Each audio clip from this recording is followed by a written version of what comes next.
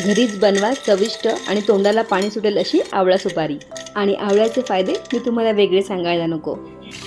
1 kilo आवळे स्वच्छ धुवून कोरडे करून घ्यायचे। स्टीमरमध्ये 10 ते 12 मिनिटं वाफवून घ्यायचे। सुरीने शिजले की नाही ते चेक करायचे। थंड करायचे। पाकळ्या वेगळ्या करून घ्यायच्या। जास्त मोठ्या असतील तर एका पाकळीचे 2 ते 3 तुकडे असे चिरून घ्यायचे।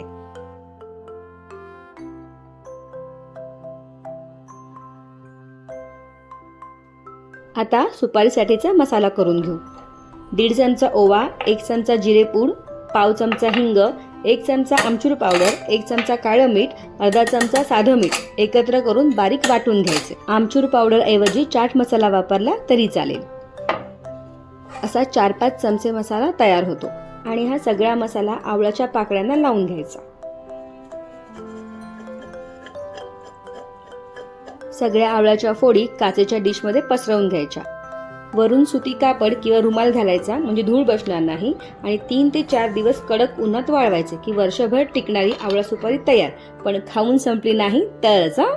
अशाच सोप्या रेसिपीजसाठी चॅनेलला सबस्क्राईब करून फॉलो करा। Thanks for watching.